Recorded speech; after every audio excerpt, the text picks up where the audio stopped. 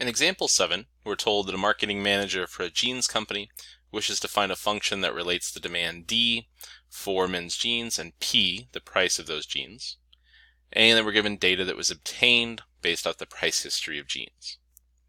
What we want to do in part A is find the line of best fit relating price and quantity demanded, and then determine the correlation coefficient. Once we have those pieces of information, then we're going to be able to do some more work with them. What we're going to do in this case is go back to Desmos and enter all of our values for P, price, as our values for X, and then our values for demand, D, we'll enter as our Y variables. The reason to do this, or why we would let P be the independent variable,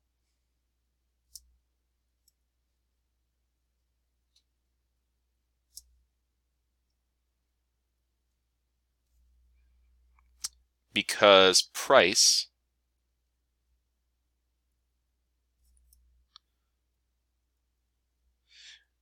will be used to determine demand.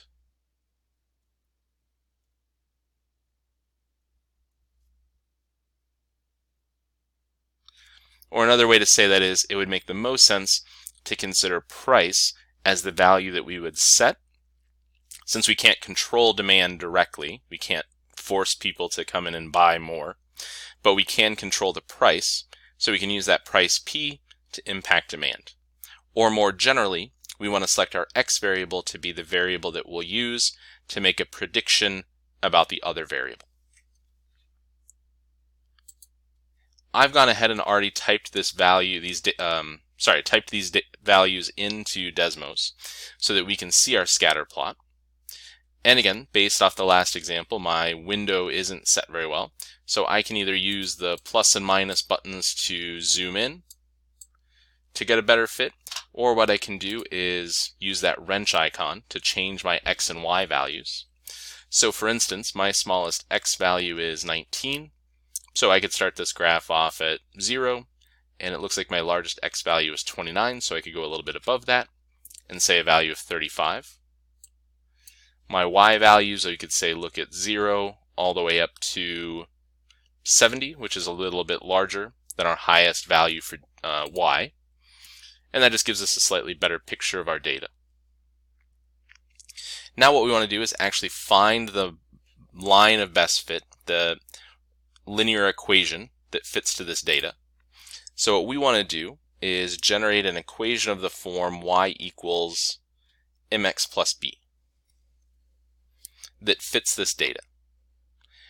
In order to do that, we'll click below this table where we see this 2 to start typing in a new cell, and we'll type y1 so that we're referencing all of the values in that y column of the table above.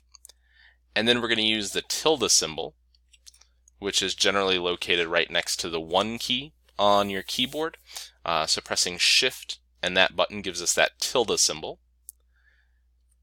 M, which is the slope of our equation.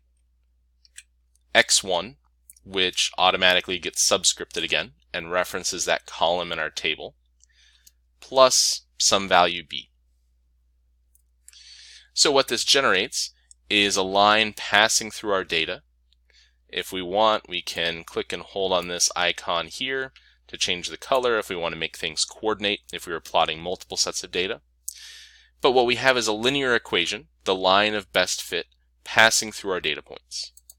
And the values listed below here are giving us the values for m and b that we should substitute into that equation.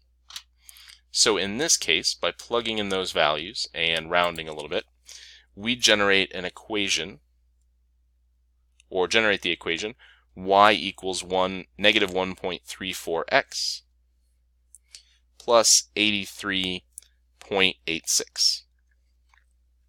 So that's the linear equation that best fits our data. We're also given a value for r squared and r. We're concerned with just this value for r.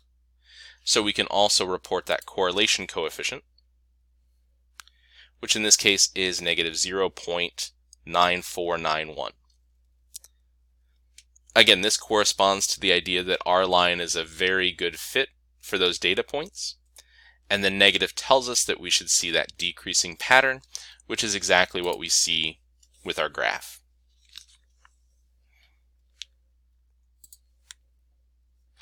In part B, we're asked to interpret the slope of the model that we just constructed. So what the slope is telling us is that as our x variable increases by 1, so in this case, as our price increases by 1,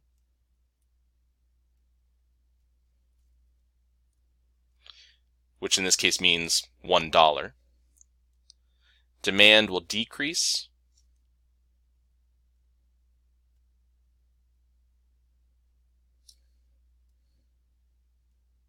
by 1.34 units. So we say decrease because that slope is negative in our equation. So every time our x value increases by 1, our y value will change by whatever this value for the slope is.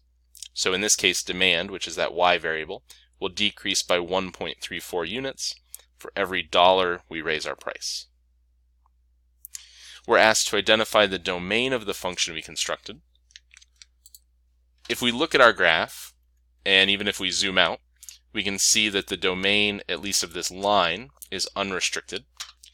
But we want to enforce a more practical domain, which in this case would be p has to be greater than 0, which corresponds with the idea that we're not going to charge $0, meaning we're not going to give away these items for free, and we're not going to charge a negative price, which would sort of mean giving people money to take our product. So the domain that makes sense practically here would be p greater than 0. In part D, we're asked how many jeans will be demanded if the price is $26 a pair. Now this gets us into using our model to make predictions about unknown values. So if we set the price to $26 a pair,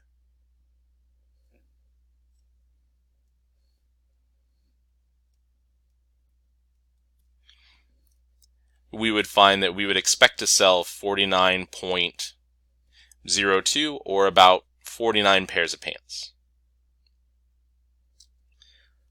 In this case, this is a data value that already existed in our model, or I'm sorry, data value that already existed in our table.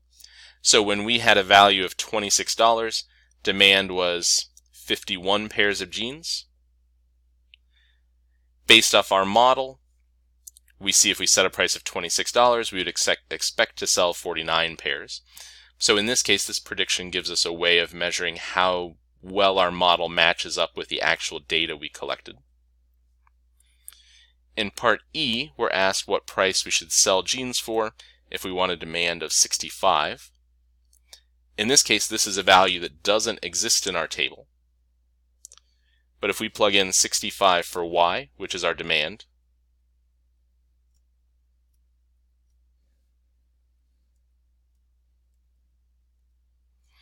and solve for X, we would get a value of X is approximately equal to $14.07. So this value, again, doesn't exist in the table of values that we were given.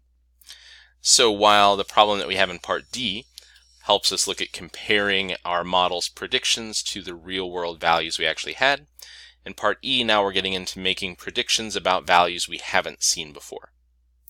So we can look at finding the price point that would give us a specific demand, or vice versa.